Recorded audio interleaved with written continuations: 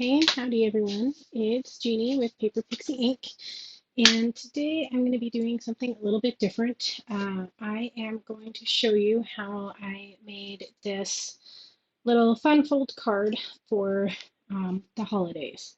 So it comes together really easily. It's simple to make, and you can do this with lots of different supplies. You don't have to have these specific supplies to make this. So I already pre-cut some of my cardstock for this to make it a little bit faster and easier, but we're going to go over the whole thing. So I got this from scrapbook.com as a free gift, I think. When you make a purchase, there's free gifts. Uh, at least a couple of years ago, it might have been 3 or 4 years ago, and I just found it in my stash. So I decided to make something with it.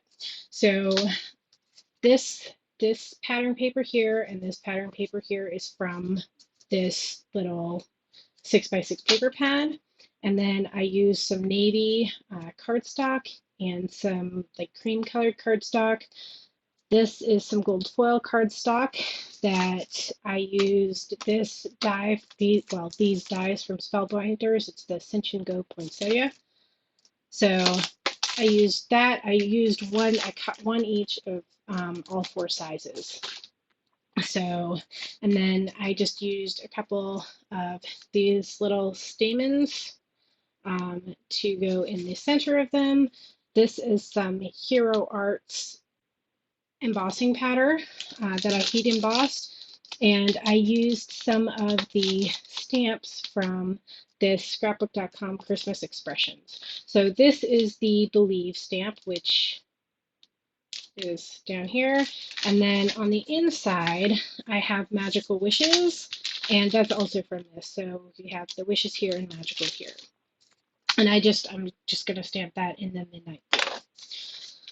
So to start, we are going to need a piece. Just put this stuff to the side because we won't need it right now. Okay, so to start, we're going to grab a piece of the navy cardstock. You can mix this up. You can do it in other colors. You don't have to layer as much as I did. Lots of different choices. So you're going to cut the navy cardstock, or whatever it is that you choose to use, to 11 inches by 4 1/4 inches, which essentially is just cutting an 8.5 by 11 in half lengthwise. And then we are going to do some scoring. So first thing we're going to do is we're going to score at the 5.5 mark. And then we're going to turn it around and we're going to score at 2 3/4, because we're going to half this. So half of 5.5 is 2 3/4. Make sure you get a nice good score. And then put that to the side. We're going to fold along our score lines and burnish. And then this one flips the other way, which will give you this look. So we're going to go that way. So this has become your card base. So this will go in here. We're going to make sure we stamp it first. This goes on here. So this is cut to 4 by 2.5. So 4 inches by 2.5 inches, which leaves you 1/8 of an inch on all sides. So I'm just going to go ahead and put that down. So I'm just using some tape runner adhesive. I have quite a bit of this stuff. I use it a lot when I'm making cards. I find that it's very easy, and cards aren't something, unlike scrapbooks where people keep them. That's the whole point. Cards aren't typically kept for very long, so I just use this tape runner because it's nice and quick and easy to get cards made when you're using it. So we're just going to go ahead and put that down. That goes like that. And then our piece that goes in the center, I just cut that a piece of navy cardstock to 3 inches by 4 inches. So 3 inches by 4 inches. It's going to go like this. And then the cardstock or the pattern paper to go on top of it, I cut that to 2 3/4 by 3 3/4, so that again you have 1/8 of an inch around all 4 sides. So I'm going to go ahead and put that down.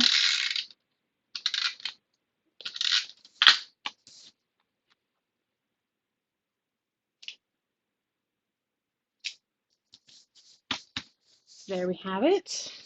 So this is going to go like this.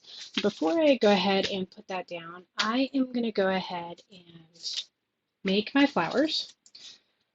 So, like I said, I just used one of each size. And this is going to go on here, and this is going to go on here. But before we do that, I am going to add a little bit of dimension to them just by circling on the back and then in the center. So see, it gives a little bit of dimension, not a lot, but a little bit. And I'm going to go ahead and do that with all of my flowers.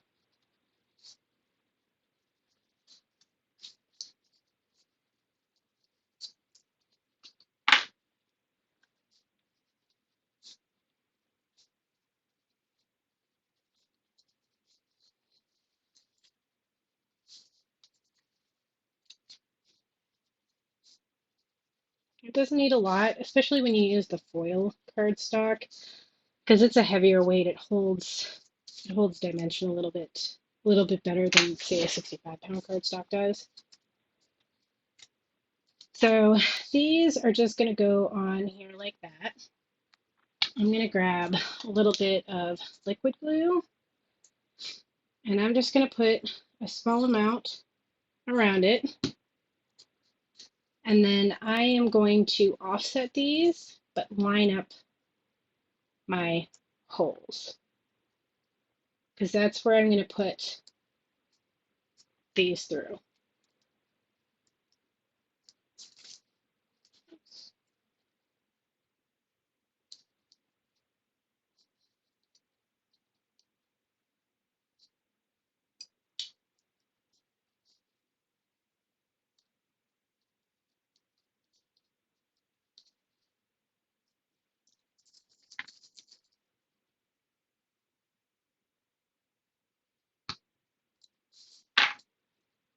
So again, just going to offset them and line up my holes. They don't have to be perfect. And I just want to make sure that those, stick quite well. So for the small flowers, I'm just going to use one. And I'm just going to push it through the hole. And then just going to grab a small piece. This is just 1/8 of an inch double-sided adhesive. And I'm just going to push it down. Because again, cards aren't really kept. So I'm not going to go out of my way. And then for the large one, I'm going to take 2. You got to try and get those as close together as you can so that you can get them both through. See, I did not.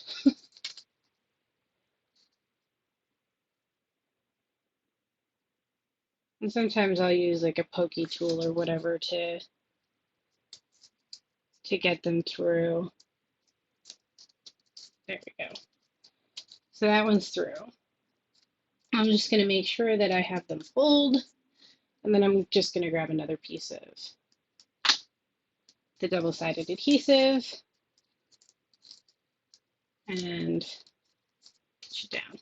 So there's our flowers.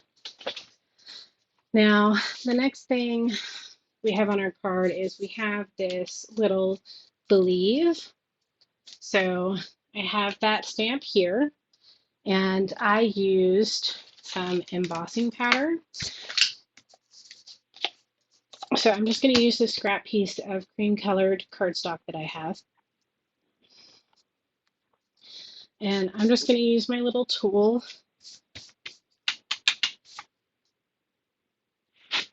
And that'll stop the embossing powder from sticking to anywhere except for where I stamp. I'm going to use some Versamark ink. And this is just a watermark ink that you use with embossing powders. And I am just going to stamp it. And then I use coffee filters. I'm sure everybody uses something different. I like coffee filters just because it's super easy for me to clean up. So there we have that. I'll grab a little paintbrush because there's a couple little spots.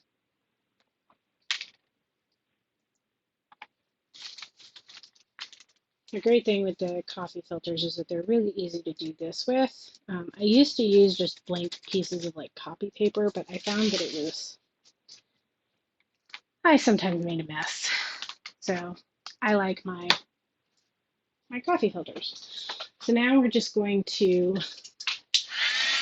get our heat tool. I'm going to let it heat a little bit. And then I'm just going to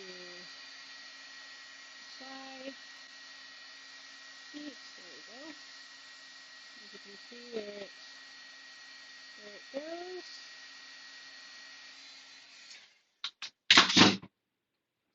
So we're going to go ahead and cut off the excess on this, but you want to make sure that it's dry or that it's, I guess, set before you do that, because otherwise you'll just smear it and make a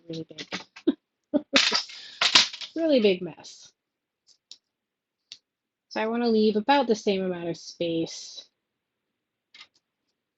before and after it. So I'm just eyeballing it. I'm not a huge fan of measuring every little thing. So just gonna get that on there and cut. And then all I did was back it with a piece of navy cardstock.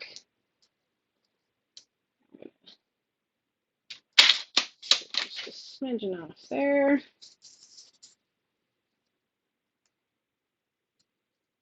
And I think this is just scrap, but again, you can always measure to exactly what you want if you so desire. So there we go. Set aside. And just going to put that down in the center.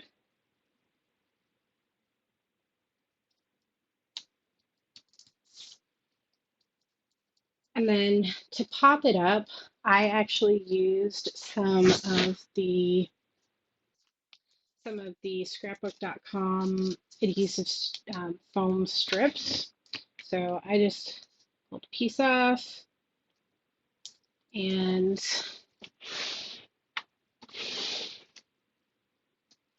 lost my scissors apparently. So I'm not going to put 3 strips on it, just one on top, one on the bottom, and one kind of in the middle.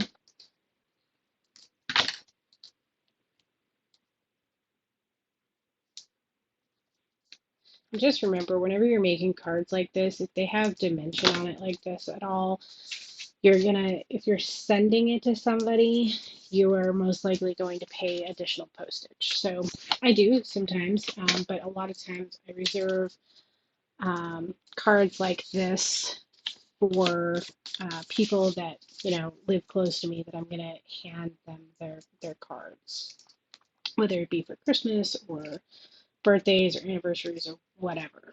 So this is just going to go in this top corner up here like this. So there we go. There's that. Now let's go ahead and glue this on here, and then we'll put our flowers on, and then we'll stamp our last piece for that. I'm just going to put some of that double-sided adhesive runner on it, and then again eyeballing it. So there's that. Now I'm also going to give a little bit of dimension to my flowers, and so to do that I'm going to use, these are also from scrapbook.com, these are the adhesive squares. I'm just going to put a square on the back of each one of my flowers and then peel off the adhesive because there's adhesive backing on that. Maybe. And I'm just going to push them down.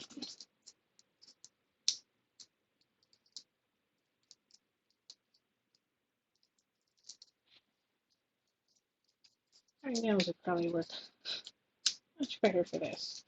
So there's the first part. Now we just have the inside.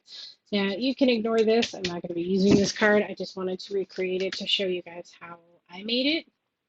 So you won't have that writing there. So this is the piece that I'm going to use on the inside. So this is just a plain cream kind of colored cardstock.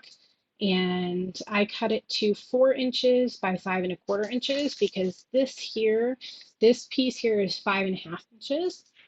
And this is 4 1/4.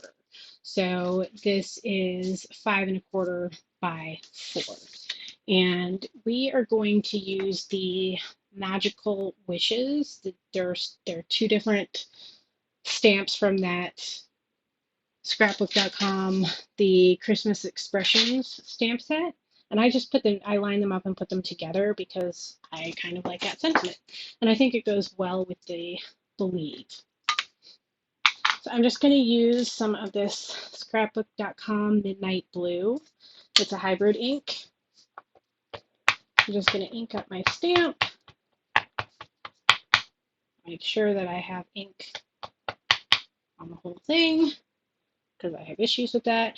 And I'm just going to, again, eyeball it in the center and press down and then lift up. And there you have it.